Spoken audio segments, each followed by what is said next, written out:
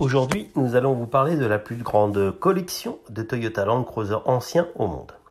Vous pensiez sans doute que la plus grande collection de Toyota Land Cruiser se trouvait au Japon. Eh bien, vous aviez tout faux.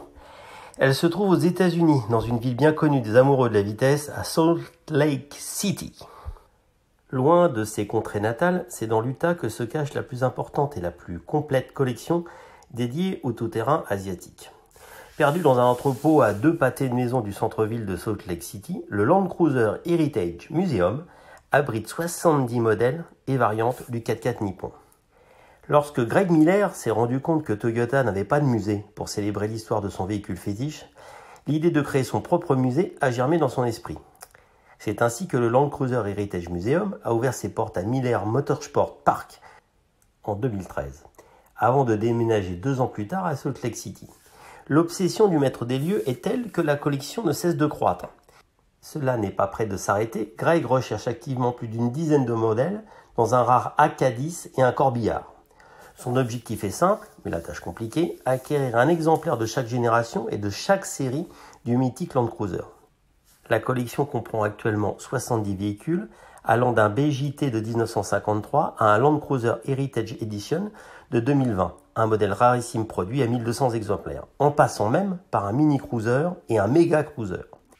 Incontestablement l'une des pièces maîtresses de la collection de Greg Miller, ce FJ25 de 1958 est en fait le tout premier Land Cruiser vendu sur le sol américain. L'antenne de Toyota aux USA a été créée le 31 octobre 1957, en lieu et place d'une ancienne concession Rambler hollywoodienne.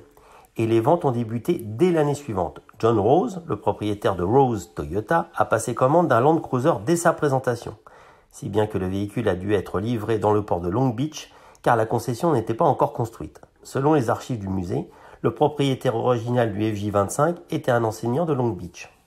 La première année, le succès escompté ne fut pas au rendez-vous. Défier le Jeep CJ5 sur ses terres était plus facile à dire qu'à faire, et le FJ25 vendu fut aussi le seul de l'année.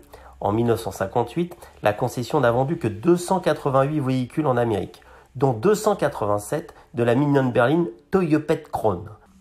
La Crown sort sur le label Toyopet et non Toyota, qui deviendra au Japon l'un des réseaux de distribution de la marque. Selon le constructeur, la petite Toyopet est la première berline standard de Toyota correspondant aux critères internationaux. Le premier FJ américain ne s'est pas doré la pilule sous le soleil californien bien longtemps. Au début des années 60, il changea de main et servit de chasse-neige, chasse-neige, dans les montagnes entourant Los Angeles, jusqu'à ce que sa propriétaire décède en 1967. Le FJ25 continua alors tranquillement sa vie, jusqu'à ce que Miller l'achète en 2013.